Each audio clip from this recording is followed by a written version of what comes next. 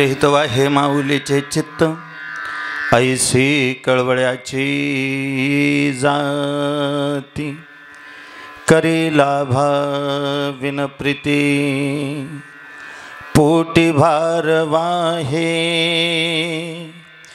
त्याचे सर्व स्वही साहे ऐसी कळवळ्याची जाती करी लाभा विनप्रीती तुका म्हणे माझे तुम्हा संता वरी उझे ऐसी कळवळ्याची जाती करी लाभा विनप्रीती वक्रतुंड महाकाय सूर्यकोटी समप्रभ निर्विघ्नं कुरु मे देव सर्वकार्येषु सर्वदा महायोगपीठे तटे भीमरथ्यं वरं पुंडरीकाय दातुं मुनीन्द्रहि समागत्य तिष्ठन् तमानन्दकन्दं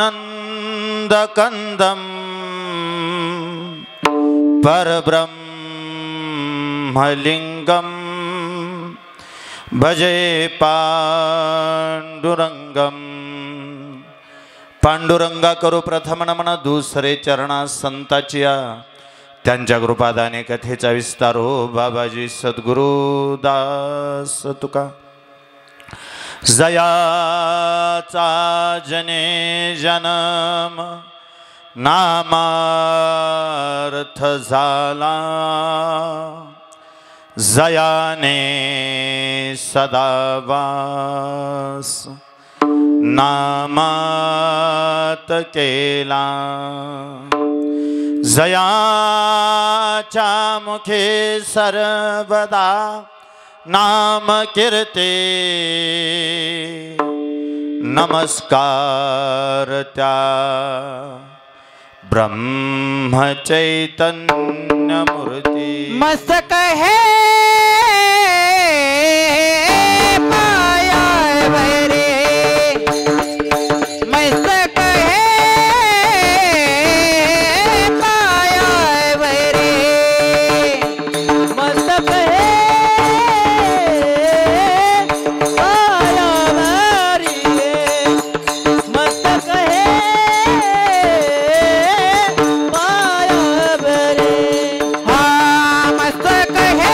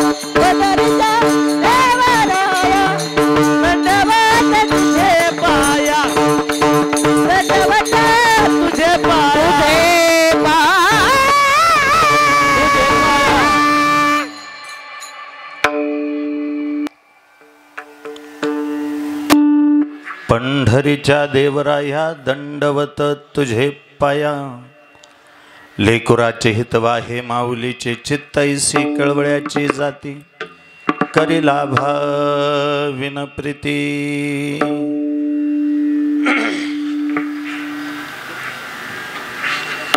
प्रस्तुत प्राप्त प्रसंगी कीर्तनरूपी सेवेसाठी निवडलेला अभंग, गायलेला अभंग, उच्चारलेला अभंग अखंड महाराष्ट्राचा विचार करता, अखंड विश्वाचा विचार करता या विश्वातील एक अधिकार संपन्न संत.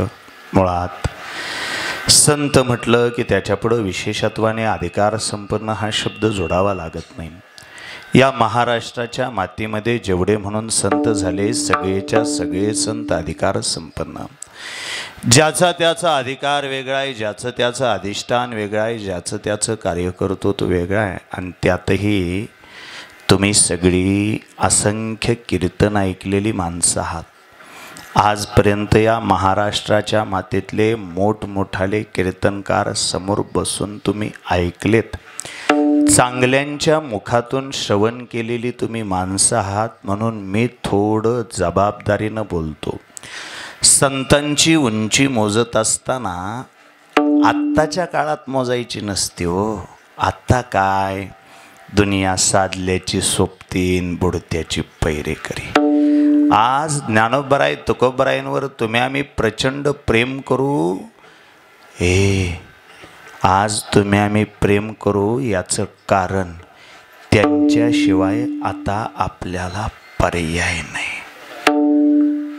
ईशाल बुवा 2 वर्षात असला आजार आला, नको नको नको झाला त्यात, आहे का नाही.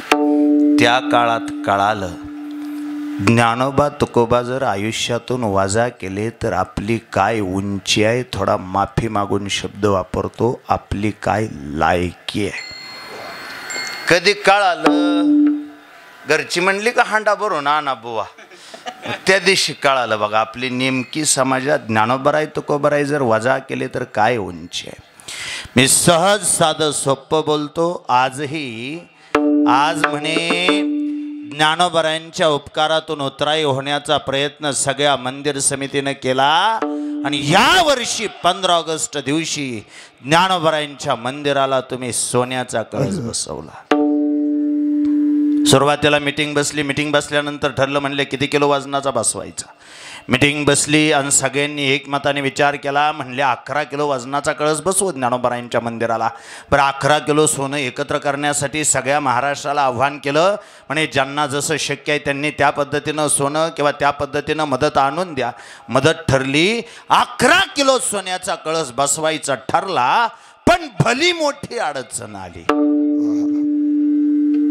काय झालं म्हणे भली मोठी अडचण आली. थोडा आवाज स्पष्ट करा, एक थोडा कमी ठेवा. 11 किलो सोन्याचा कळस बसवायचा ठरला आणि अडचण अशी आली ढेकळे पाहुणे, एकाच माणसाने 11 कोटी रुपये वर्गणी दिली.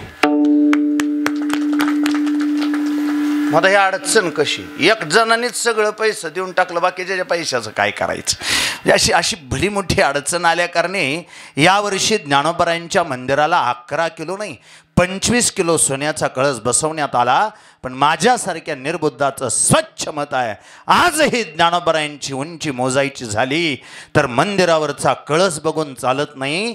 आम्हा वारकऱ्यांसाठी अंगणात असणारं सुवर्ण पिंपळाचं झाड हेच ज्ञानोबरायांच्या उंचीची साक्ष देतं. जयाचे द्वारी सोन्याचा पिंपळ अंगी ऐसे बळ रेडा बोले. ज्ञान म्हटलं की ज्ञानोबा, शांती म्हटलं की नाथ बाबा, भक्ती म्हटलं की नामदेवराय आणि वैराग्य म्हटलं की जगद्गुरु तुकोबाराय. त्यातला वैराग्याचा मूर्तिमंत पुत्र असणारे जगद्गुरु तुकोबा आजच्या अभंगामध्ये बाकी काही नाही, फक्त संतांचं वर्णन करतात. बुवा काय बोलतात संतांचं वर्णन कसं हो? सबंध अभंगाचा जर विचार केला, अभंगाच्या पहिल्या चरणात आईचं वर्णन आहे, दुसऱ्या चरणात आईचं वर्णन आहे, तिसऱ्या चरणात आईचं वर्णन आहे, चौथ्या चरणात एकदा संत हा शब्द आला. म्हणून अख्खा अभंग संत पर प्रकरणातला कसा याचं कारण असं आहे, तुकोबांचे अभंग म्हणजे व्हॉट्सअपच्या रचलेल्या कविता मुळीच नाही. हे काय सुचलं म्हणून रचलं, कलाकन गलाग जोडून लिहिलेल्या कविता ना होत्या ह्या. त्या अभंगाच्या पाठीमाग त्याग होता, त्या अभंगाच्या पाठीमाग अनुभव होता. तुका म्हणे चाखोनी सांगे माझा अनुभव आहे अंगे. जे जे त्यांना अनुभवायला मिळालं ते तुकोबांनी अभंगाच्या रूपानं व्यक्त केलं. बर तेही सहजासहजी होत नव्हतं विशाल बुवा. तुकोबांना एखादा अभंग सुचला की तुकोबा अभंग सांगायचे. जशी ज्ञानोबांनी ज्ञानेश्वरी सांगितली, सच्चिदानंद बाबांनी लिहिली. ज्ञानोबांनी ज्ञानेश्वरी सांगितली, सच्चिदानंद बाबांनी लिहिली. तशीच गाथा सुद्धा तुकोबांनी सांगितली आणि लिहिण्याचं काम केलं संताजी महाराज जगनाडेंनी. तुकोबांना अभंग स्फुरला की तुकोबा अभंग म्हणून दाखवायचे. संताजी बुवा तो अभंग लिहून काढायचे. अभंग लिहून झाला, अतिशुक्ती वाटेल एखाद्याला, 1 रुपया एवढं नाणं घेतलं जायचं, विस्तवावर तप्त केलं जायचं आणि अभंग म्हणून झाल्यानंतर तुकोबा ते नाणं स्वतःच्या जिभेवर ठेवायचे. ऐकताय तुम्ही? नाण्याचा चटका बसला तर अभंग फाडला जायचा आणि जिभेवर नाणं ठेवल्या ठेवल्या नाण्याचा दाह शांत झाला तरच अभंग गाथेत लिहिला जायचा. नाही माझ्या पुराणी आदी, नाही माझ्या पदरी वारी, नाही माझा पुढारे दिला, नाही माझा पुढारे दिला.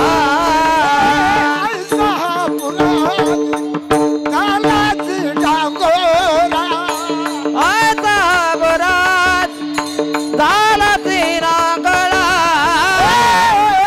नाही माझ्या पदरी वारी, नाही माझ्या पदरी, नाही माझा पुढारे दिला, नाही माझा पुढारे दिला.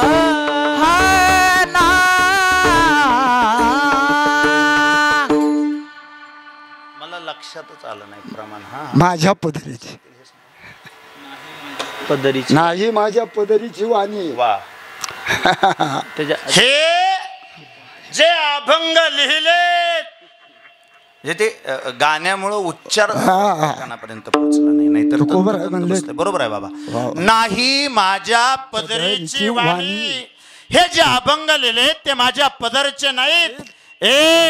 जिभेवर नाणं ठेवलं जायचं, त्या नाण्याचा दाह शांत झाला तरच अभंग गाथेत लिहिला जायचा. एवढी ज्या अक्षरांची महती आहे, एवढी ज्या अक्षरांची उंची आहे, त्या अभंगाशी सहजासहजी लिहिले गेले नाहीत. तुकोबारायांची 15 दिवसाची वारी पंढरीची होती, 15 दिवसाची वारी आळंदीची होती.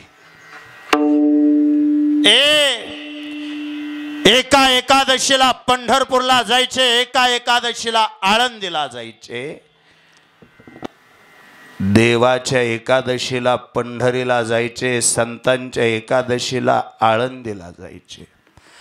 पंढरपुरावरून माघारी आले की तुकोबा 15 दिवस विटेवरच्या मालकाचं गुणगान गायचे आणि आळंदीवरून माघारी आले की 15 दिवस फक्त ज्ञानोबरायांचं गुणगान गायचे. एकादशीच्या निमित्ताने तुकोबांनी आळंदीची वारी पूर्ण केली. त्या दिवशी तुकोबा कीर्तनाला उभा राहिले. गळ्यामध्ये विणा अडकवला, हातामध्ये चिपळ्या घेतल्या, रामकृष्णारीचं भजन झालं, रुपावलीचा अभंग गायला आणि आज तुकोबा कीर्तनाचा अभंग गाणार. तोपर्यंत बसलेल्या साधकापैकी एका साधकानं तुकोबांच्या पायाला हात लावला. बुवा बुवा काय आज म्हणे तुम्ही आळंदीला जाऊन आला. हो, विश्व माऊली ज्ञानोबरायांचं दर्शन घेऊन आला. हो, होता असं. आम्हाला सुद्धा वाटतं हा सडका नासका लबाड असणारा संसार जागेवर सोडावा. लटिका व्यवहार सर्व हा संसार वाया येर झार हरिविन. हा लटका असणारा संसार जागेवर सोडावा आणि पंढरपुराची आळंदीची वारी करावी असं आम्हाला सुद्धा वाटतं. तुकोबा, या संसाराची नश्वरता पटवून देताना तुम्ही सांगितलं होतं, नोहे तुझा हा परिवार द्रव्य धारा क्षणभंगूर. तुम्ही कीर्तनात बोलायला लागला की वाटतं बुवा सांगतो ते बरोबर आहे. संसारामध्ये काय तथ्य आहे वो? मेलं म्हणजे गेलं, सगळं जागेवर राहायचं. 7 कोटी सोन्याची घरं असणारा राजा रावण सांगा ते कवडी गेली नाही, त्याला सोबत कवडी सुद्धा नेता आली नाही. एवढं या संसाराची नश्वरता तुमच्या मुखातून ऐकली की मग वाटतो सगळं सोडावं, भगवी पताका खांद्यावर घ्यावी, पडशी पताका घ्यावी आणि आयुष्यभर सदा वारकऱ्यांसारखं पंढरपुराची वारी करावी. पण अडचण अशी आहे बुवा, कीर्तनात बसलं की तेवढ्या पुरतं वाटतंय बुवा बोलतोय ते खराय खराय खराय खराय, आणि घरी गेल्यावर वाटतं धंदा असतो त्यांचा.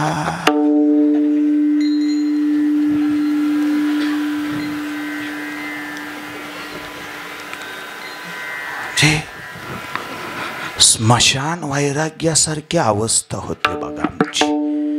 मसनवाट्यात माणसं एखाद्याला धन द्यायला गेली म्हणजे म्हणते ती हे काय खरं आहे राव. सकाळी माझ्या बरोबर बोललेला माणूस, मी घरी गेलो, जेवण करून नुसतं हातावर पाणी पडलं तोपर्यंत बातमी आली अमका तमका मेला म्हणून. का हे खरं नाही. हा गप्पा कुठं? मसनवाट्यात. तेवढंच त्याला स्मशान वैराग्य म्हणायचं. बुवा का कुणास ठेव, पण त्या आळंदीला आम्हाला जाता आलं नाही म्हणून आम्ही सगळे तुमच्या पुढं हात जोडतो आणि तुम्हाला विनंती करतो तुकोबा, आजच्या कीर्तनात फक्त एवढंच सांगा, आळंदीचे ज्ञानोबराय नेमके आहेत कसे. शांतपणे तुकोबा विचार करते झाले. आळंदीच्या ज्ञानोबांना उपमा द्यायची, बरं द्यावी कुणाची? झाडाची उपमा द्यावी तर झाड विशिष्ट काळापुरतं फळ देतं, ज्ञानोबा सदैव फळ देतात. ढगाची उपमा द्यावी, मेघाची उपमा द्यावी तर मेघ उदार परी ओसरे म्हणून उपमेसी न पुरे. मेघाची उपमा देता आली नाही, झाडाची उपमा देता आली नाही. तीर्थाची उपमा द्यावी, वाचे म्हणता गंगा गंगा सकल दोष सकल पापे जाती भंगा. पण तीर्थामध्ये अडचण अशी आहे, मन संकल्पाची पापे न जाय तीर्थाची या बापे. त्यामुळं तीर्थाला मर्यादा पडली, ढगाला मर्यादा पडली, झाडाला मर्यादा पडली. त्या गोठ्यातल्या गायची उपमा ज्ञानोबरायांना देता आली असती, पण अडचण अशी आहे ती गाय सुद्धा एक दिवशी ब्रह्मदेवासाठी काळ भैरवनाथाच्या दरबारात खोटं बोलली. तशी ती सर्वांगानं पवित्र आहे. तिच्या शरीरामध्ये 33 कोटी देवता वास करतात. गायी सर्वांगानं पवित्र आहे, पण मुखानं मात्र अपवित्र आहे. ज्या तोंडानं तिनं पवित्र सेवन करायला पाहिजे होतं त्याच तोंडानं कधी कधी गायी खायला नको ते सुद्धा खाते. सर्वांगानं पवित्र असणारी गाय मुखानं अपवित्र आहे. ज्ञानोबरायांच्या पंक्तीत झाड बसलं नाही, ज्ञानोबरायांच्या पंक्तीत तीर्थ बसलं नाही, ज्ञानोबरायांच्या पंक्तीत ढग बसलं नाही, ज्ञानोबरायांच्या पंक्तीत गाय बसली नाही. म्हणून तुकोबांनी ज्ञानोबांच्या पंक्तीत आई बसवली. आळंदीचे ज्ञानोबा नेमके आहेत कसे? लेकुराचे हित वाहे माऊलीचे चित्त. जशी आई सदा सर्व काळ त्या लेकरांच्या हिताचा विचार करत राहते. आई सदा सर्व काळ त्या लेकरासाठी जगत राहते. आईच्या चित्तामध्ये लेकरू सोडून इतर कोणाचा विचार येत नाही. आईशी कळवळ्याची जाती करी लाभाविन प्रीती. ती आयुष्यभर निस्वार्थी वृत्तीनं प्रेम करत राहते. लेकरू गर्भात आहे तोपर्यंत त्याचा विचार करतेच करते. पण लेकराचा जन्म झाल्यानंतर सुद्धा माझ्या सागरच्या आयुष्याचं सोनं व्हावं, माझ्या सचिनच्या आयुष्याचं कल्याण व्हावं. एकुलती एक माझी सीमा नावाची पोर, तिचा संसार सुखाचा व्हावा याच्यासाठी ती आयुष्यभर चिंता करत राहिली. याच्यासाठी ती आयुष्यभर काळजी करत राहिली. भगवंता, या जगाच्या पाठीवर माझ्या लेकरांना तू सोडून कोणी नाही रे. ऐसी कळवळ्याची जाती करे लाभाविन प्रीती. पोटी भार वाहे त्याचे सर्वस्व ही साहे. 9 महिने 9 दिवस गर्भात साठवते, पण आपल्या आयुष्याच्या शेवटच्या श्वासापर्यंत फक्त आणि फक्त लेकरांचा विचार करत राहते. आम्ही तुकोबांना विचारावं, तुकोबा तुमच्या आयुष्याचा विचार करता आयुष्याच्या मध्यावरती तुमचे आईबाप मरून गेले. तुकोबा, आईबाप मेल्यानंतर तुम्हाला त्यांची आठवण आली तर तुम्ही काय करायचा? तुकोबा सांगतात, आठवणी प्रचंड माणूसघाण्या असतात. माणूसघाण्या? ओ, आठवणी कधी माणसात येत नाहीत.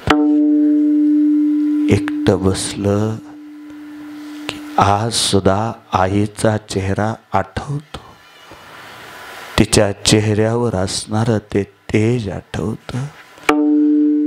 लेकरांसाठी तिने खाल्लेल्या खस्ता आठवतात. आठवणी येतात. काळाचे बांध फुटून जातात, सहवासाचं पाणी वाहून जातं, तरी पापण्यांच्या कडा ओलावतात, कारण आठवणी मात्र सदैव जिवंत राहतात. तुकोबा सांगतात, मला जेव्हा आईची आठवण यायची तेव्हा मी भामचंद्रावर जायचो, भंडाऱ्यावर जायचो, घोराडेश्वरावर जायचो. तिथून आळंदीच्या दिशेने तोंड करायचो, ज्ञानोबांकडे बघायचो, ज्ञानोबांना विनंती करायचो, माऊली या जगात तुम्ही सोडून आता मला कोणी नाही हो. मी अनाथ आहे, अपराधी आहे, पतित आहे, आगळा आहे. अनाथ, अपराधी, पतित, आगळा, परी पाया वेगळा करू नका. माऊली तुका म्हणे ज्ञानेश्वरा, राखा पाया पै किंकरा. तुका म्हणे मी पोटीचे बाळ, माझी पूर्वा ब्रह्मेची आळ. ज्ञानोबा तुम्ही माझी आई व्हा, मी तुमचं बाळ व्हायला तयार आहे. म्हणून मी माझ्या आयुष्याचं सगळं ओझं संतांच्या चरणावर समर्पित केलं. तुका म्हणे माझे तुम्हा संतावरी ओझे, आणि अख्खं जग समोर असताना संतांच्या चरणावर ओझं समर्पित केलं. कारण मला विषय पटला, कारण मला साक्ष पटली. संत ही अशी जात आहे, ऐसी कळवळ्याची जाती करी लाभाविन प्रीती. ऐसी कैसी लेकराचे हित, वाहे माऊलीचे चित्त. काहीसा या अर्थाचा 4 चरणाचा ज्ञानोबरायांना आईच्या पंक्तीमध्ये आणि आज मातृत्वाला ज्ञानोबांच्या पंक्तीमध्ये बसवणारा अतिशय गोड, अतिशय समर्पक, आजच्या सेवेला साजेसा असणारा अभंग.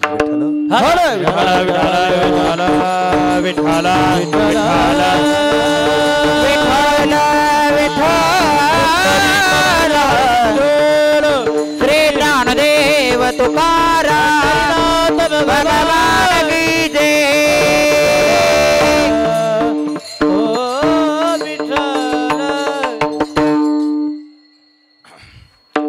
काहीसा या अर्थाचा अभंग सेवेला घेण्यापाठीमागचा परिहारणाम सेवेचं कारण या परिवाराचं अस्तित्व, या परिवाराचं मांगल्य, या परिवाराचं पावित्र्य, या परिवाराचा सन्मान, या परिवाराचा स्वाभिमान, या परिवाराचा अभिमान, या परिवाराचा आधारवड, या परिवाराच्या देवघरातली समयी, या परिवाराची आई. कोणता शब्द जोडू? कैलासवाशी म्हणा, वैकुंठवाशी म्हणा, अथवा स्वर्गवाशी म्हणा. सौभाग्यवती रंजना संपतराव ढेंबरे. लेकर आई म्हणायची. बहुतेक परिवारातले सगळे बाकीचे काकी म्हणायचे.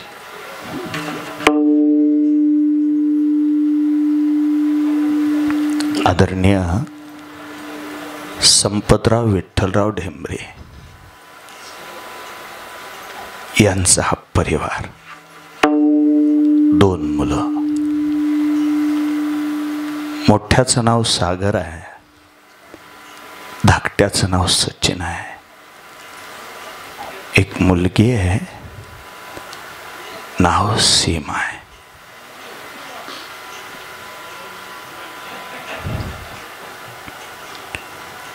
प्रचंड कष्टानं आणि प्रामाणिकपणानं तिनं प्रपंच मोठा केला. 2 पोरांना शिकवलं. पोरांच्या आयुष्याचं कल्याण झालं. एक मुलगा कमिन्समध्ये, एक मुलगा मुंबईला. आता सुखाचे दिवस होते, पण काय त्या पंढरपूरच्या काळ्या देवाचं गणित मला आजपर्यंत कळालं नाही. तो असाच करतो. दुःखाचे दिवस भोगायला लावतो आणि सुखाचे दिवस आलं की सहज पाखरासारखी माणसं घर सोडून निघून जातात. खास्ता खाल्ल्या तिने आयुष्यभर, लय काळजी केली तिने आयुष्यभर. आता उलट पोरं म्हणायची, आई काळजी करू नको, आम्ही आहे ना तुला, कोणत्याच गोष्टीची काळजी करत जाऊ नको. पोरांनी सांगावं. आजारपणामध्ये पोरांनी प्रचंड खर्च केला. वाटेल तेवढा खर्च केला. ज्याने जिथला उपाय सांगावा तिथपर्यंत आईला घेऊन गेली लेकरं. इच्छा एवढीच होती, बाकी काही नाही. ज्या मायनं आपल्यासाठी एवढं आयुष्य वेचलं, त्या मायला फक्त एकदा ह्या हसऱ्या चेहऱ्यानं घरामध्ये आनंदात बसवायचं. तिच्या चेहऱ्यावरचा आनंद हे आपल्या आयुष्यातली सगळ्यात मोठी संपत्ती मानायची. याच्यासाठी पोरांनी प्रचंड प्रयत्न केले, पण शेवटी तो काळा दिवस उजाडला. दिवाळी सारखा वर्षातला सगळ्यात मोठा सण आहे. धनत्रयोदशीचा दिवस आहे. बहुतेक आज तुमच्या घरातली संपत्ती पूजली जाते. हे सगळं करीत गेल्या वर्षी प्रवास सुरू असताना प्रवासात सचिन दादाच्या मांडीवर तिने आयुष्यातला शेवटचा श्वास घेतला. अवली बुवा, कल्पना नाही करू शकत तुम्ही. आईनं असा हात घट्ट पकडला होता आणि लेकराच्या चेहऱ्याकडे बघत होते. बघता बघता डोळे शांत झाले. ती माय लेकरांना सोडून निघून गेली. घरट्यात पाखरांना ठेवून पक्षीनी उडून गेली. आज लेकर कीर्तनात बसलेत, पण कदाचित समोर असणाऱ्या त्या भगवंताकडे बघत असतील आणि त्याला विचारत असतील, देवा ज्या ज्या वेळी या वाडीमध्ये कीर्तन झाली, कीर्तनात येऊन बसलो, महाराष्ट्राच्या मातीतून आलेल्या प्रत्येक कीर्तनकाराने देवा तुझे गोडवे गायले. वे प्रसंगी द्रौपदीला साड्या पुरवणारा तू, उपमन्यूला दुधाचा समुद्र देणारा तू, लाख्या कोलाट्याचा ढोल वाजवणारा तू, सावता बाबासाठी खुरपायला बसलेला तू, सजन कसायाचं मांस विकलेला तू, कबीराचे शेले विणलेला तू, जनीच्या गौऱ्या थापलेला तू, देवा सगळ्यांशी चांगला वागला, आम्हा तिघांबरोबर का कोणाष्टो भगवंता तू थोडा वैऱ्यासारखा वागला रे. देवा तुझा माझ कारे वैरा कार, देवा तुझा माझ करे वैरा कार, देवा तुझा माझ करे वैरा कार, देवा तुझा वैरा कार, हे देवा तुझा माझा कार वैरा कार, देवा तुझा माझा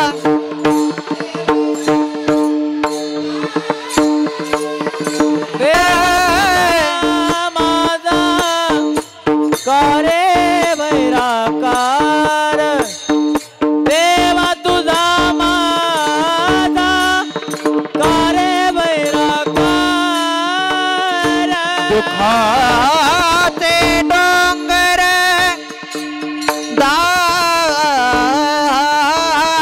कविसी देवा, देवा देवा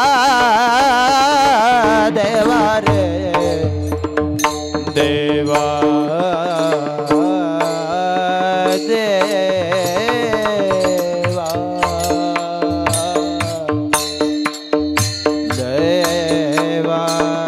देवा देवा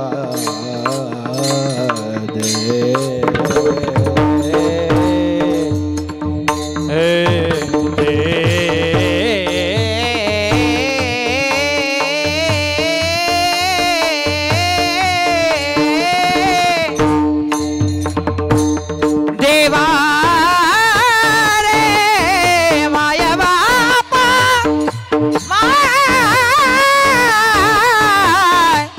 माया बा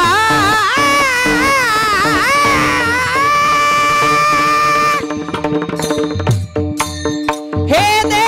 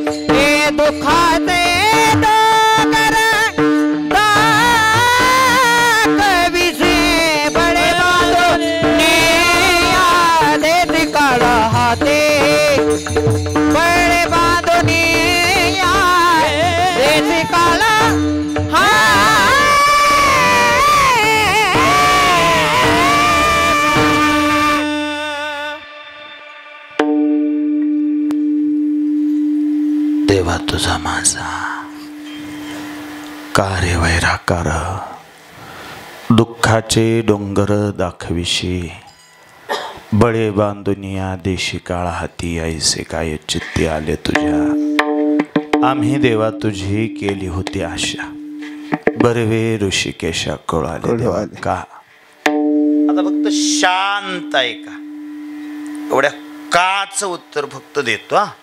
आपण जे वाईट वाटलं, माणसं मरून गेली, दुःख झालं, माणसं बोट मोडतात, देवाच्या नावानं शिव्या घालतात, देवाला बघतात, देवाला म्हणजे जेवढी तक्रार करतात स्वप्नील बुवा माणसं, तेवढी देवाकडंच करतात आणि करावीच लागते.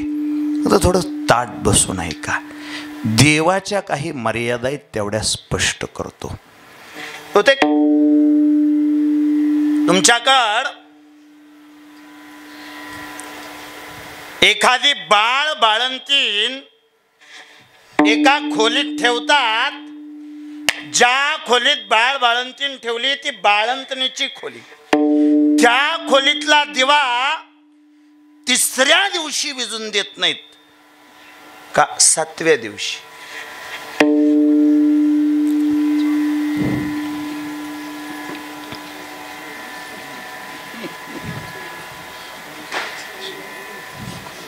बोला, हा बरोबर बोलते आई तू. 5व्या दिवशी बाळंतणीच्या खोलीतला दिवा 5व्या दिवशी कधीच विजू दिला जात नाही.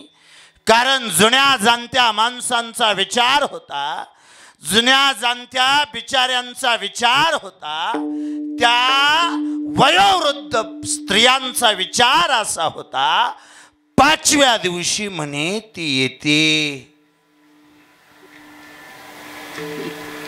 अक्षर घालते. तिने अक्षर घालताना तिला दिसावं म्हणून बाळंतणीच्या खोलीतला दिवा 5व्या दिवशी विजूनच देत नव्हते. जी येते तिचं नाव आहे सटवी. 5व्या दिवशी सटवीनं अक्षर घातलं.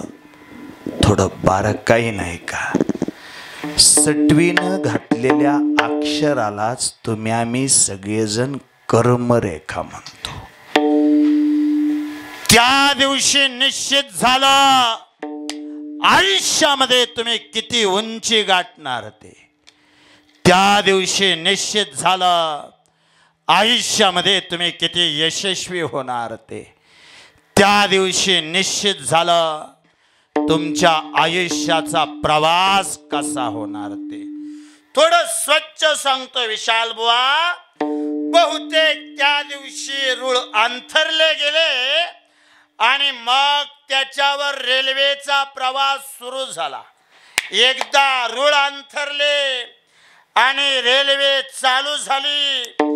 एखादा रेल्वेचा चालक कितीही हुशार असला, तो म्हणला रेल्वेचे रूळ असे वळून येत आहेत, वळसा घालून येत आहेत, एवढ्या लांब रेल्वे नेण्यापेक्षा मी अशी बरोबर मधून रेल्वे नेऊ का. शक्य होईल काय त्याला. चालक कितीही हुशार असला तरी एकदा रेल्वेचे रूळ निश्चित झाले, चालकाला त्या रुळानुसार वळावं लागतं आणि त्यानुसारच त्याला प्रवास करावा लागतो. त्याच्यात अजिबात बदल नाही. 5व्या दिवशी आयुष्याची सगळी गती लिहिली गेली. तुम्ही कधी, कोणत्या दिवशी, कोणत्या वारी, कोणत्या क्षणाला, कोणत्या ठिकाणी आणि कोणत्या कारणाने मरणार हे त्याच दिवशी निश्चित झालं. जिथं ठिकाण ठरलं तिथंच, ज्या दिवशी ठरलं त्याच दिवशी, ज्या वेळेला ठरलं त्याच वेळेला मृत्यू येणार म्हणजे येणार. माणूस म्हणतो त्याने गाडी हळूच चालवली असती तर अमक्या तमक्याचं पोरग धडाकलं नसतं, आणि जर धडाकलं नसतं तर मेलच नसतं. पण हे काय, त्याचं प्रारब्ध त्याला गाडीची मूठ ओढायला भाग पाडत. बाकीच्यांनी हातपाय जोडून सांगितलं. आई म्हणणारी समोर उभा राहिली, म्हणली बाबू नवी कोरी गाडी घेऊन दिली तुला, एकुलता एक कोंब आहे तो आपल्या परिवाराचा, पाया पडती बाळा. गाडीचं काय, मी तुझ्या बापाला वर्षात दुसरी घ्यायला लावीन, पण तुझ्या जीवाला जर बरं वाईट झालं तर आम्ही म्हातारपणी कुणाच्या तोंडाकडे बघायचं. तुझ्या पाया पडती, पण गाडी तेवढी हळूच चालव. असं म्हणून आईनं लेकराला विनंती केली. आईचे शब्द त्याने आई दिसायची बंद होस्तोर पाळले. आणि एकदा रस्त्याला लागला की बेफाम वेगाने गाडी ताणली. आई ताणू नको म्हणते आणि प्रारब्ध सांगतं तेवढ्या वेळेत तुला तिथं पोहोचावं लागेल, म्हणून त्याला गाडीचा वेग वाढवावाच. तो त्या क्षणाला तिथं पोहोचणार म्हणजे पोहोचणार. जुनी जाणती माणसं कीर्तनात आहेत, त्यांना असं आधांतरी बोललेलं पटायचं नाही. स्वप्नील बुवा, हे बोलणं खोटं वाटत असेल तर क्षणभर हे माग सारा काढा. गरुड पुराण, गरुड पुराणामध्ये गरुडाच्या आईचा दृष्टांत आलाय. संध्याकाळच्या वेळेला कुणीतरी काळा कुट्ट माणूस दारात येऊन उभा राहिला आणि गरुडाच्या आईकडे बघून हसला. कामावरून आलेल्या गरुडानं आईकडे बघितलं. आई कशी आहेस ग? बरे आहे बाळा, पण कुणीतरी काळा कुट्ट माणूस आलता का कुणाष्टो, उंबऱ्यात उभा राहिला आणि माझ्याकडे बघून हसून माघारी गेला. गरुडाच्या लक्षात आलं कुणीतरी काळा कुट्ट माणूस म्हणजे यमाचा दूत माझ्या आईला न्यायला आला. माझ्या आईचा मृत्यू जवळ आला याची जाणीव गरुडाला झाली.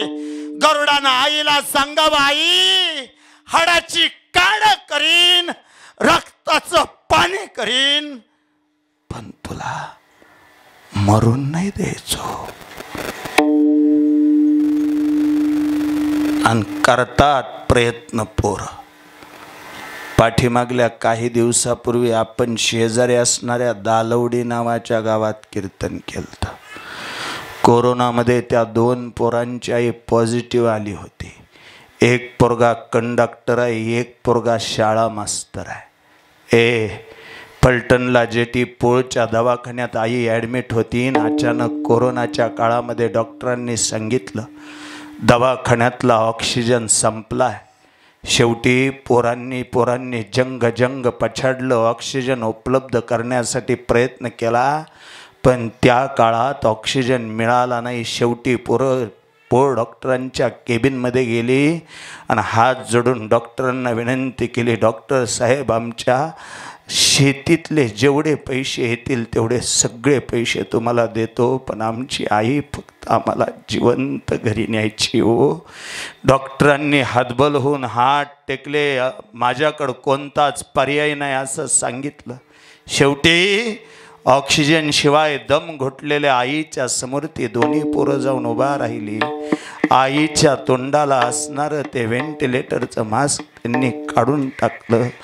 आईकडे बघितलं, ऑक्सिजन शिवाय तिचा जीव तरमळत होता, तडपडत होता. पोरांनी शेवटचा प्रयत्न म्हणून माऊली बुवा आईच्या तोंडाला स्वतःचं तोंड लावलं आणि स्वतःच्या तोंडानं पोरं आईच्या तोंडात हवा भरत होती आणि आईला सांगत होती, आई माफ कर, ह्याच्यापेक्षा जास्त आम्ही तुझ्यासाठी काहीच करू शकत नाही ग.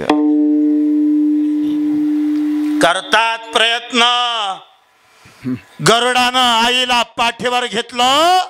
हिमालयाच्या गर्द झाडीत असणाऱ्या त्या गुहेत गरुड आईला घेऊन गेला.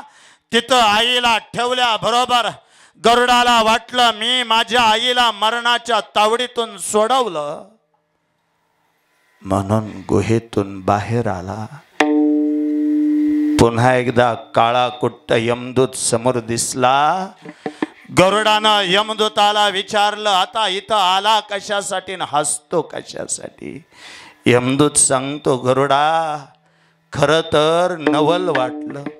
मी जेव्हा काल सूर्यास्ताच्या वेळी तुझ्या दारात आलतो तेव्हा मी सटवीनं लिहिलेली अक्षर वाचून आलतो. सटवीनं लिहिलेल्या अक्षरानुसार तुझ्या आईचा मृत्यू हिमालयाच्या गर्द झाडीत असणाऱ्या गुहेत होणार. मी तुझ्या घरी येऊन हसलो त्याचं कारण असं, माझं मन मला म्हणत होतं इथं असणारी गरुडाची आई हिमालयाच्या गर्द झाडीत असणाऱ्या गुहेत जाईलच कशी? कदाचित सटवीनं लिहिलेली अक्षर खोटी होतायत की काय असं मला वाटलं. पण आज इथं तुझ्या आईला बघितल्यानंतर मला हे पटलं, सटवीनं लिहिलेल्या अक्षराला जर कर्मरेखा म्हणत असतील तर ती कर्मरेखा देवादिकाला सुद्धा नाम मने कर्मरेखा देवादिका चुकेना, देवादिका चुकेना, देवादिका चुकेना. नाम मने कर्मरेखा देवादिका चुकेना, देवादिका चुकेना, देवादिका चुकेना. नाम मने कर्मरेखा देवादिका चुकेना, देवादिका चुकेना, देवादिका चुकेना.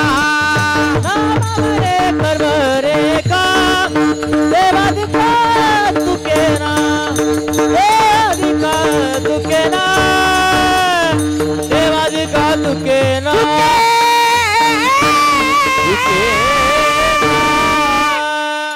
नामा म्हणे कर्मरेखा देवादिका चुकेना.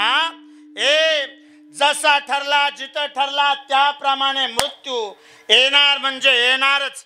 बर कोण वाचलं त्या मरणाच्या तावडीतून? ते मरण एवढं भयंकर, एवढं भयंकर, एवढं भयंकर. त्या मरणाने राम मारला, मरणाने कृष्ण मारला. नाही, रामाला स्वतःचं शरीर शरयू नदीमध्ये समर्पित करावं लागलं. कृष्ण परमात्म्याच्या अंगठ्याला बाण लागला आणि कृष्ण परमात्म्याला मरावं लागलं. संतांनी जरी सांगितलं जगा खाळ खाय आम्ही माता दिला पाय, तरी ज्ञानोबरायांना समाधीच्या निमित्तानं, नाथबाबांना जलसमाधीच्या निमित्तानं, तुकोबांना वैकुंठ गमनाच्या निमित्तानं पण जावं लागलं. महाराष्ट्राच्या मातीत जन्माला आलेला कोणताही महापुरुष छत्रपती शिवाजी राजांपासून डॉक्टर बाबासाहेब आंबेडकरांपर्यंत प्रत्येकाला देह ठेवावा लागला. एवढं मात्र निश्चित आहे, ज्या सातारा जिल्ह्यात तुम्ही मला सध्या कीर्तनाला उभा केलंय, या सातारा जिल्ह्यातली कीर्तन क्षेत्रातली 2 दिग्गज नावं गेल्या वर्षी गेली. नाही, गुरुनाम गुरु बाबा महाराज सातारकर गेले आणि गुरुवर्य नामदेव अप्पा शामगावकर गेले. नाही, अजून थोडं बोलू. बाबा महाराज सातारकरांचा परमार्थ हा तसा शहरी परमार्थ, वैभवशाली परमार्थ. बहुतेक त्यांची कीर्तनं मुंबई पुण्याला जास्त व्हायची. पण ज्या गावात पारायण नाही त्या गावातली पारायण स्वतः जाऊन चालू केली. गावातली 4 जाणती माणसं एकत्र केली, कित्येक गावच्या पारायणाचा जागर काला स्वतः करून दिला.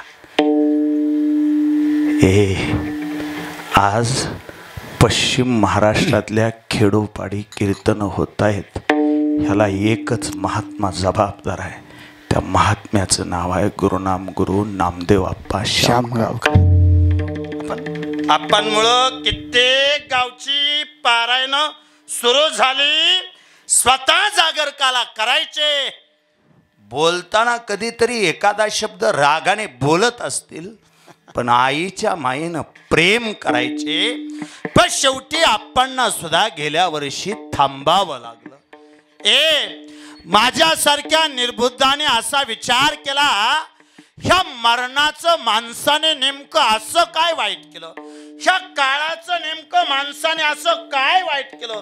तो काळ देवाला सोडना, साधू संतांना सोडना, तो काळ महापुरुषांना सोडना. सद्विचारी महात्मा असला तरी त्याला मारून टाकलो, आणि अविचारी माणूस असला तरी त्याला मारून टाकतो. रस्त्याच्या कडेला झोपणारा भिकारी असला तरी त्याला मरावं लागतं. अब्ज रुपयाच्या बंगल्यात राहणारा जहागीरदार असला तरी त्याला मरावं लागतं. वारी करणारा असला तरी मरावं लागतंय, आणि चोरी करणारा असला तरी मरावं लागतंय. ह्या काळाचं जीवाचं एवढं वैर कशासाठी? या सगळ्याचा जेव्हा मी अभ्यास केला तेव्हा विशाल बुवा माझ्या असं लक्षात आलं, मुळात तुम्हाला आम्हाला मिळालेला हा पंचमहाभूताचा जो पुतळा आहे, हा देहरूपी पुतळा आहे. हे जीवाचं धन नाहीच मुळी. मग देह हे काळाचे, धन कुबेराचे. येथे मनुष्याचे काय आहे? जसं माझ्या वाट्याची संपत्ती मिळवण्यासाठी मी अहोरात्र पळतो, तसं देह ही काळाची संपत्ती, म्हणून काळ देहाच्या पाठीमागं अहोरात्र पळतो. मी असा विचार केला, रोज कीर्तनात सांगायचं मरायचंय. माणसांना माहिती आहे, एक ना एक दिवस रिकाम्या हाताने आला, रिकाम्या हाताने जायचं. हे सांगण्यापेक्षा या काळाचा काही बंदोबस्त नाही का करता यायचा? या काळापासून सुटका नाही का मिळवता यायची? माणसांना मरावं लागणार आहे, हे पाठ आहे हो सगळ्यांचं. पण मग तुमच्या शास्त्रात त्या मरणाला विरोध करता येईल असं काही नाही का? म्हणून मी तुकोबांची गाथा बघितली, आणि काय गंमत आहे स्वप्नील बुवा, आजपर्यंत मरावं लागतं हा विचार करणारा मी, पण एका मुद्द्यावर आलो. तुम्हाला काळाच्या तावडीतून वाचता येईल ह्याच्यासाठी माझ्याकडे 3 उपाय सापडले. जगा काळ खाय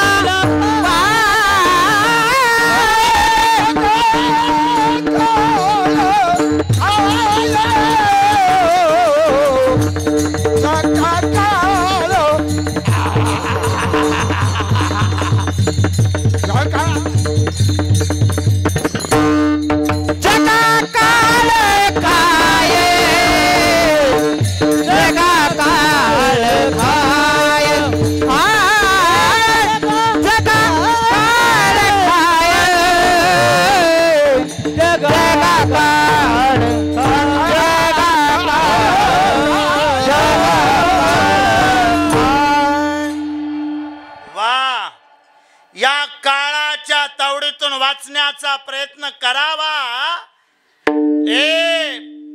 ऐका, ज्याला तुम्ही स्वर्ग स्वर्ग स्वर्ग म्हणता का नाही विशाल बुवा, त्या स्वर्गाचं जे प्रवेशद्वार आहे, त्या प्रवेशद्वाराची जी शेवटची पायरी आहे, म्हणू नका कुणाला, बोबाटा करू नका, आपल्यातल्या आपल्यात राहू द्या. त्या शेवटच्या पायरीला यमधर्माचं मस्तक ठेवलंय. त्या मस्तकावर पाय द्यावा लागतो आणि मग स्वर्गात प्रवेश मिळतो. यमधर्माच्या मस्तकावर पाय द्यायचा आणि मग म्हणायचं, जगा काळ खाय आम्ही माथा दिला पाय. पण तिथपर्यंत पोचण्यासाठी काहीतरी करावं लागत असेल. भावाचा भरल्याला उसाचा ट्रॅक्टर अडवून नसल तिथं पोचता येईल. नाही गळ्याचे सासू बरोबर भांडणं करून चालतं काय नाही, काहीतरी उपाय असतील. पोरांनो लक्षात ठेवा, मी गाथेत शोधलं आणि बहुतेक माथ्यातले प्रश्न गाथ्याला विचारत जा, उत्तर मिळतात. मी गाथेत शोधलो, मला 3 उपाय मिळाले पाहुणे. असे उपाय ज्यामुळं काळ तुमचं काहीच वाईट करणार नाही. त्या काळाच्या तावडीतून वाचण्यासाठी 3 उपाय. बसा ताठ. आजपर्यंत मरायचे हीच कीर्तनात ऐकलं.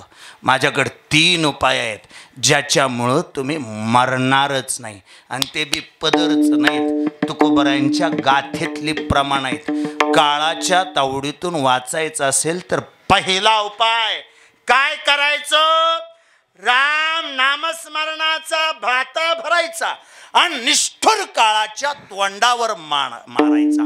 तुका म्हणे, काळा हना तोंडावरी भाता भरा हरी राम बाणे. त्या काळाचं तोंड फोडायचं जेणेकरून तो आपल्या पुन्हा वाट जायचा नाही.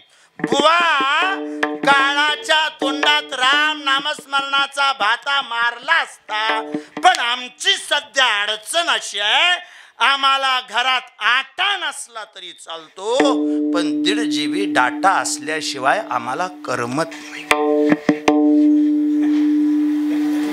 नाहीतर जे आई सतारबाईच्यात खुरपायला गेली, तिच्या पोराला 90,000चा मोबाईल कशासाठी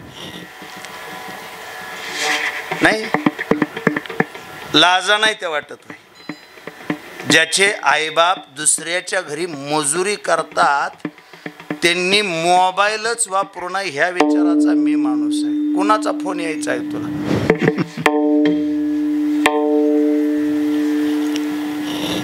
असो, लांब गेला विषय माझा. पहिला उपाय, राम नामस्मरणाचा भाता भरा, काळाच्या तोंडावर मारा. बुवा, ते भजन वगैरे ते काही सांगू नका. आता काही तेवढा वेळ राहिला नाही आणि आम्ही जरा व्यस्त असतो, आम्ही जरा बिजी असतो, आम्ही जरा स्वतःच्या आयुष्यामध्ये प्रचंड व्यस्त झालेली माणसं आहे. त्याच्यामुळे तुमचा पहिला उपाय फेल गेला. हा, मग दुसरा उपाय आहे, थोडं ताट बसा. माझ्याकडे असा उपाय आहे जेणेकरून तुम्ही कधीच मरणार नाही, कधीच नाही, काळाने किती प्रयत्न करू द्या. दुसरा उपाय असा आहे, एवढंच काम करायचं, अशा गावाला जाऊन राहायचं जिथली माणसंच मरत नाही. हे सोपं आहे बघा. वा वा, नाही हे सोपं आहे, गळ्याचे नाही. ते भजन लय अवघड आहे. भजन काय सोपं आहे काय? हे बरं आहे. असं गाव हुडकायचं ज्या गावातली माणसंच मरत नाही आणि आपलं तिथं जाऊन राहायचं.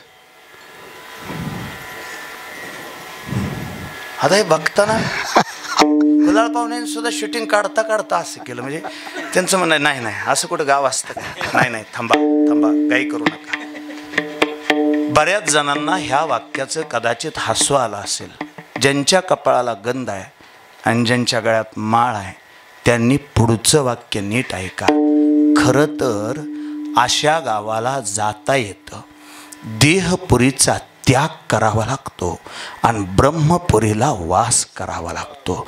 झाला प्रेतरूप शरीराचा भाव, ह्या उंचीपर्यंत जाऊन पोचावं लागतं.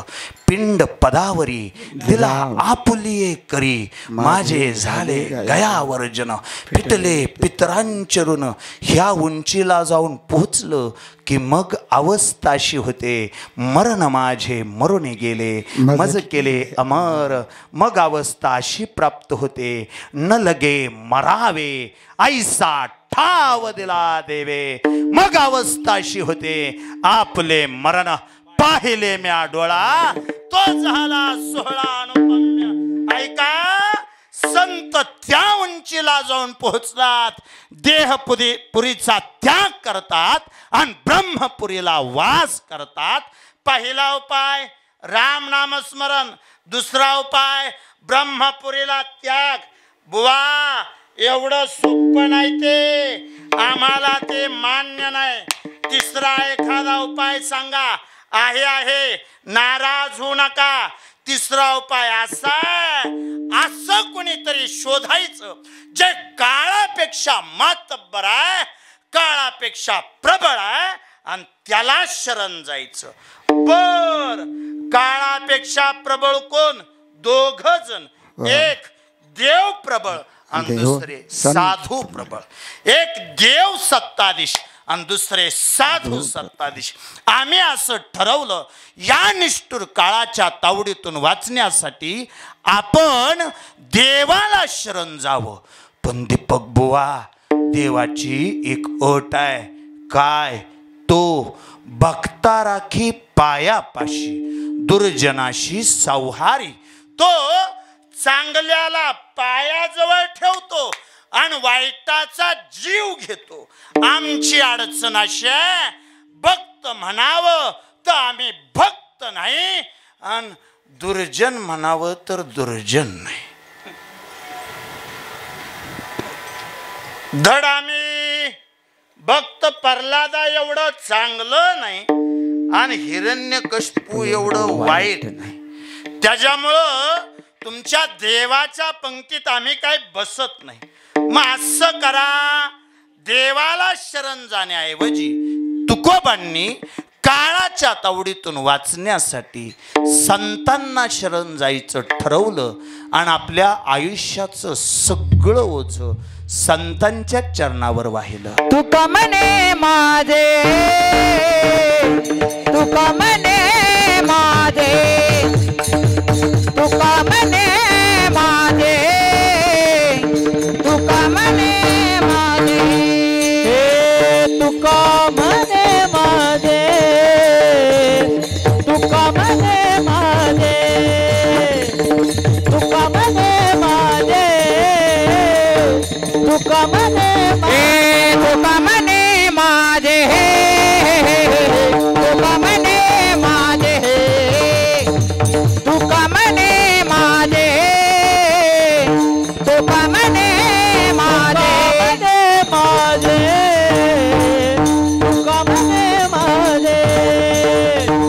तुका म्हणे माझे, तुका म्हणे माझे, हे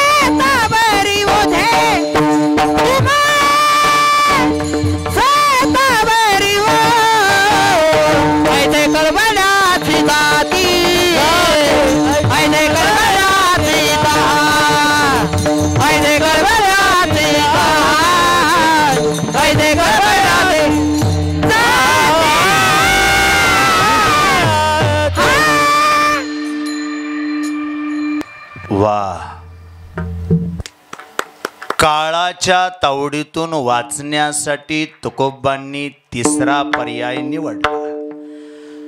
काळा आपपेक्षा मातब्बर असणाऱ्या संतांना शरण गेले आणि थेट सांगितलं, तुका म्हणे माझे तुम्हा संतावरी ओझे. पण आता नीट ऐका, कुणालाही शरण जाण्याआधी किंवा कुणालाही शरण जाताना काहीतरी संबंध जोडलेला असावा. विना संबंधाची शरणागती उद्धार करू शकत नाही. काय म्हणला, उगच गावात मोठा पुढारी आला म्हणून पळत गेला आणि पाया पडला, पण ओळख नाही ना. नाही, शरणागती असावी, पण संबंधासहित शरणागती असावी, ज्याशिवाय उद्धार नाही. तुकोबा विचार करतात, मला संतांच्या समोर शरणागती, माझ्या आयुष्याचं सगळं ओझं संतांच्या चरणावर अर्पण करायचंय, पण संतांबरोबर कोणतं तरी नातं जोडलं पाहिजे. आता नेमकं कोणतं नातं जोडावं असा विचार करत असताना तुकोबांनी एका बाजूला पुरुषांची नाती उभा केली आणि एका बाजूला स्त्रियांची नाती उभा केली. थोडं तुमच्यापैकी कोणीतरी मला सांगा, नातं निभावण्यामध्ये पुरुष श्रेष्ठ का स्त्री?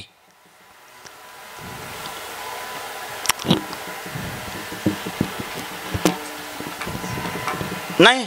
बरं थांबा, बस ताट, मी विचारतो तेवढं सांगा. सख्या मेहुण्याने 15,000 मागितले आणि सख्या भावाने 15,000 मागितले, कोणाला देऊ वाटतं?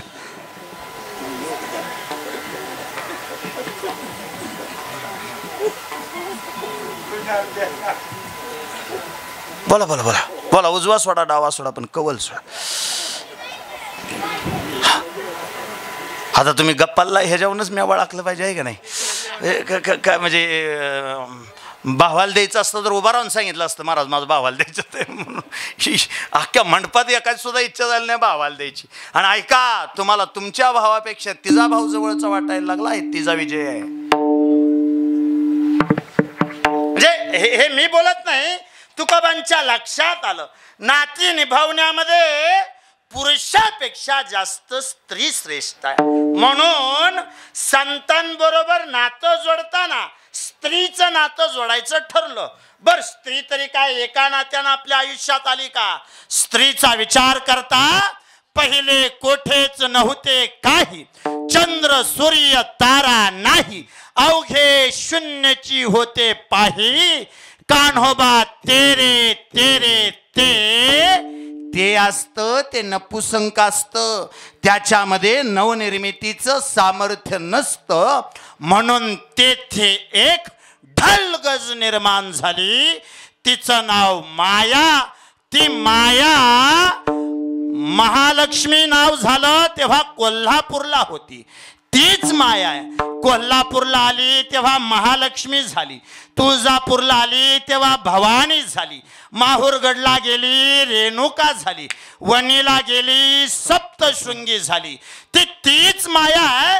भोसल्यांच्या घरात नांदली तेव्हा तिचं नाव जिजाऊ होतं, होळकरांच्या घरात नांदली तेव्हा अहिल्या होती, फुल्यांच्या घरात नांदली तेव्हा सावित्री होती. तीच माया आंबेडकरांच्या घरात रमाई म्हणून नांदली. ती माया देशाची पंतप्रधान झाली तेव्हा प्रतिभा होती, इंदिरा होती. देशाची राष्ट्रपती झाली तेव्हा ती प्रतिभा होती. तीच माया खेळायला लागली पीटी उषा झाली, गायला लागली लता मंगेशकर झाली, चित्रपटात हेमा मालिनी झाली, पोलीस अधिकारी किरण बेदी झाली, डॉक्टर आनंदीबाई जोशी झाली. तीच माया आहे तुमच्या माझ्या घरात आली. कधी माझी आजी झाली, कधी माझी आई झाली, मामी झाली, आत्या झाली, मावशी झाली, चुलती झाली. ती माया माझी सासू झाली. तीच माया माझी बहीण झाली, बायको झाली, मेहुणी झाली, भाऊजाई झाली, ननंद झाली. तीच माया आहे. मायेचं रूप बदललं नाही. माझी मुलगी झाली, भाची झाली, धुवाडी झाली, सून झाली, पुतणी झाली. ती माया माझी नात झाली. कुठपासून? अंबिका चंडिकेपासून ते नातीपर्यंत तुकोबरायांनी स्त्रीची सगळी नाते अशी ओळीत उभा केली आणि तुकोबा ठरवत होते ह्यातल्या कुणाचं तरी एकाचं नातं आपल्याला संतांबरोबर जोडायचंय. स्त्रीची सगळी नाती अशी चाळणीत घेतली आणि चाळून टाकली. तेव्हा स्त्रीची 3 नाती पुढाली. ती बाई आहे, ती ताई आहे आणि ती आई आहे. सगळी नाती माग सरली. स्त्री 3 नात्यामध्ये पुढाली. स्त्री बाई म्हणून श्रेष्ठ आहे, स्त्री ताई म्हणून श्रेष्ठ आहे, स्त्री आई म्हणून श्रेष्ठ आहे. मला आजच्या कीर्तनात बाई सांगायचीच नाही. आणि बाई हा शब्द बायको ह्या अर्थाने घ्या. अर्थात एक गोष्ट खरी आहे,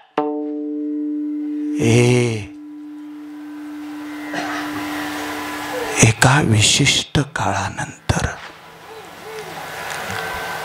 बायको हीच नवऱ्याची आई असते.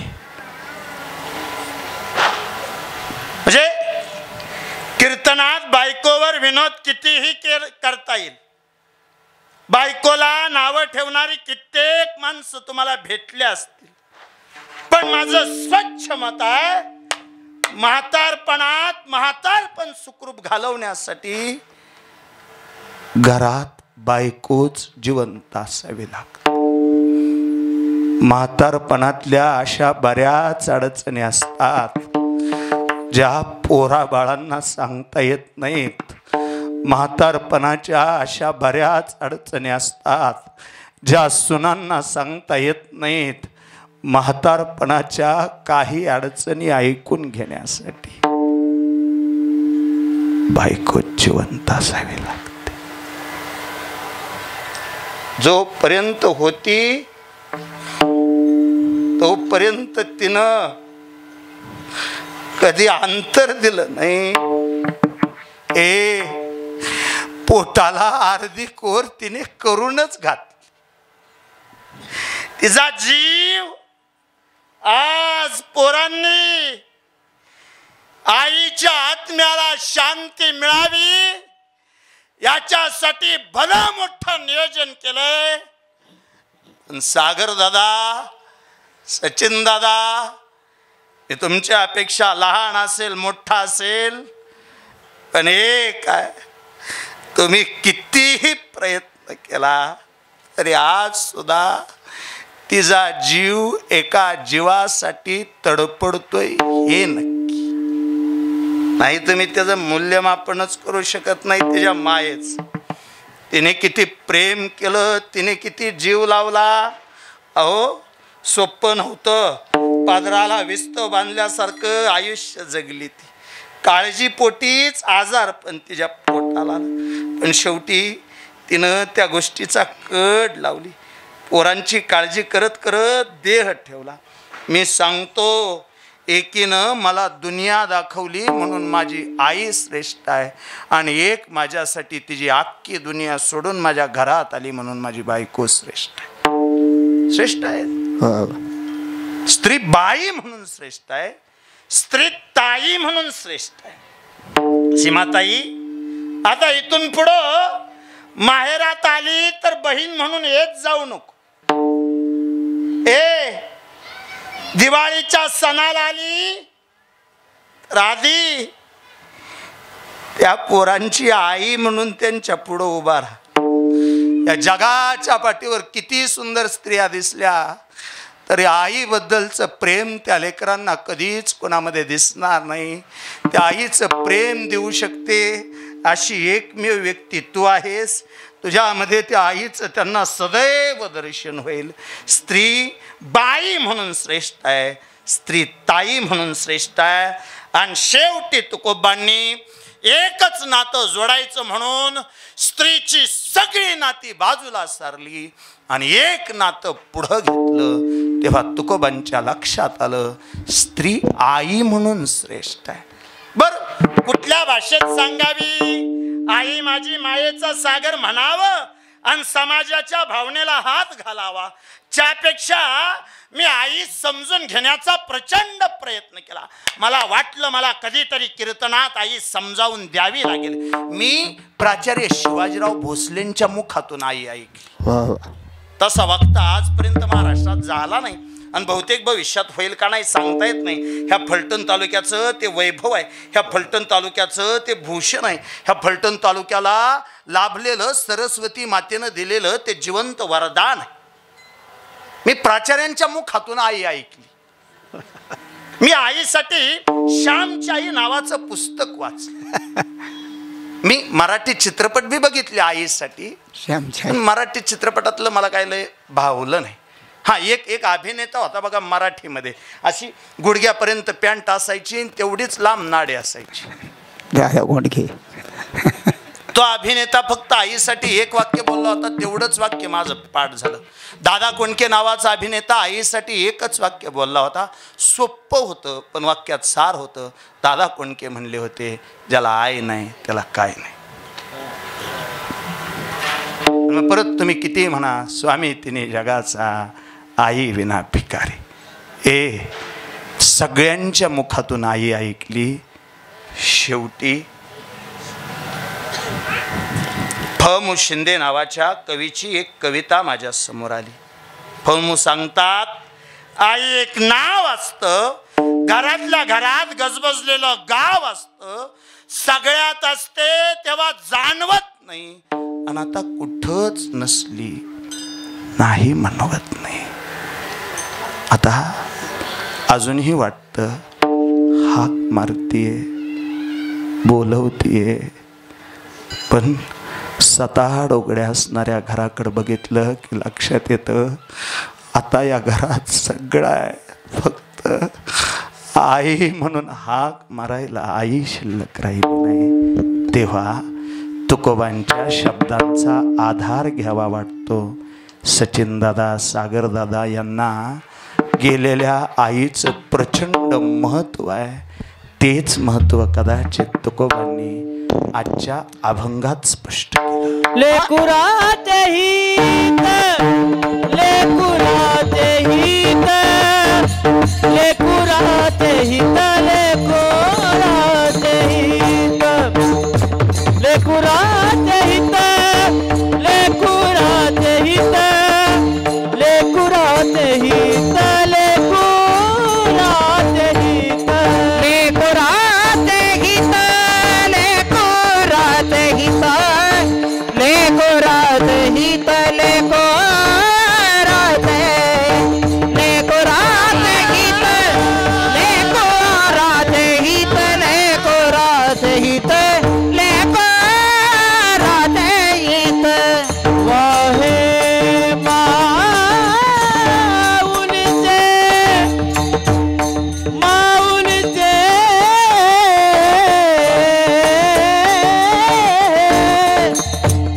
माऊलीचे, माऊली, वाहे माऊलीचे चित्त, वाहे माऊलीचे चित्त, वाहे माऊलीचे चित्त,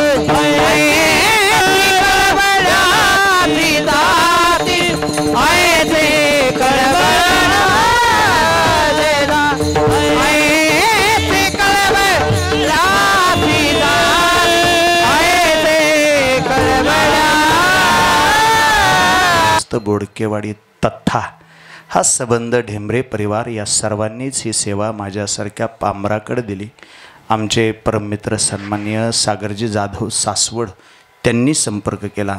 त्याचबरोबर सन्माननीय सचिनदादांनी संपर्क केला आणि त्या दोघांनी संपर्क करून ही सेवा निश्चित केली. त्यानंतर स्वप्नीलदादांचा फोन आला, म्हणे अहो आमच्या घरातच कीर्तन करायचं. हे प्रचंड जवळची लोक. स्वप्नीलदादामुळं या सबंध कार्यक्रमाचं नियोजन लाभलं. स्वप्नीलदादा, अतिशय मनापासून तुमच्या चरणावर नतमस्तक होतो. तुमच्या चरणावर नतमस्तक होत असतानाच कीर्तनामध्ये विना घेऊन उभा राहिलेले श्री महाराज तथा तुम्हा दोघांचं अतिशय मनापासून आभार मानतो. मस्तक माझा पायावरी या वारकरी संताच्या या न्यायानं या फलटण तालुक्यातला वारकरी संप्रदाय मुळात रुजावा, रुजलेला वाढावा, वाढलेला बहरावा याच्यासाठी ज्या जुन्या माणसांनी प्रयत्न केले त्यातली ही लोक आहेत. गुरुवर्य विश्वासाप्पा कोळेकर यांच्या सहित ह्या परिसरातल्या सगळ्या जुन्या जाणत्या माणसांना एकत्र करून ह्या लोकांनी फलटण तालुक्याच्या संप्रदायाची धुरा स्वतःच्या खांद्यावर अतिशय जबाबदारीनं पेलली आहे. अतिशय मनापासून तुमचा अधिकार तुम्हाला देतो, तुमच्या चरणावर नतमस्तक होतो. सेवेसाठी उपस्थित असणारे सन्मान्य माऊली बुवा, दीपक बुवा दोघांच्या चरणावरती नतमस्तक होतो. मृदंग क्षेत्रातलं मोठं नाव विशाल बुवा तुमच्या चरणावर नतमस्तक होतो. पाठीशी उभा असणारे ह्या लहान लहान लेकरांच्या चरणावरती नम्रतापूर्वक नतमस्तक होतो. अशी जवळपास 100 लेकरं माझ्याकडं वारकरी शिक्षण घेत आहेत, शालेय शिक्षण घेत आहेत. या लेकरांचा आभार मानत असताना सिस्टमवाले दादा तुमचं मनापासून कौतुक करतो. आजच्या कार्यक्रमासाठी अतिशय गुड साऊंड सिस्टम तुम्ही लावली. तथा आजचा सबंध कार्यक्रम ज्यांनी आपल्या यूट्यूब चॅनलच्या माध्यमातून चित्रीकरण केला ते आमचे कुलाळ पाहुणे. ह्या कार्यासाठी तुम्हाला अनंतविध शुभेच्छा देतो. निश्चित तुमच्याकडून वारकरी संप्रदायाचा चांगला प्रसार तथा चांगल्याचा प्रचार होईल एवढी अपेक्षा व्यक्त करतो. सर्वांच्या चरणावरती नम्रतापूर्वक नतमस्तक होत असताना सचिन दादा एक अतिशय सोपी गोष्ट बोलतो. आज आईचा आत्मा मोक्षाला मुक्तीला पोचावा म्हणून तुम्ही एवढा सगळा घाट घातला. मुक्ती मुक्ती मुक्ती म्हणजे तरी काय? सलोकता म्हणजे मुक्ती, समीपता म्हणजे मुक्ती, स्वरूपता म्हणजे मुक्ती, सायुज्यता म्हणजे मुक्ती. या 4 मुक्ती त्या माईला मिळाव्या याच्यासाठी तुम्ही एवढा घाट घातला आहे. काही नाही, तिच्या आत्म्याला शांती मिळावी एवढी तुमची इच्छा आहे. माझं अतिशय स्वच्छ मत आहे. हे बघा, भगवंत आपल्याला ज्या गोष्टी देतो त्या स्वीकारून आपल्याला पुढं चालावं लागतं. जोपर्यंत आहेत तोपर्यंत वडिलांची सेवा करा, त्यांना सांभाळून घ्या. त्यांच्या रूपानं ती माय आजही तुमच्यामध्ये जिवंत आहे अशी अनुभूती येऊ द्या. तुम्ही काहीही केलं तरी त्या जीवाची तिला अजून काळजीच वाटते नाही. शेवटी तुम्ही ते कराल असा विश्वास व्यक्त करतो आणि सेवेला पूर्ण विराम देतो. ज्ञानेश्वर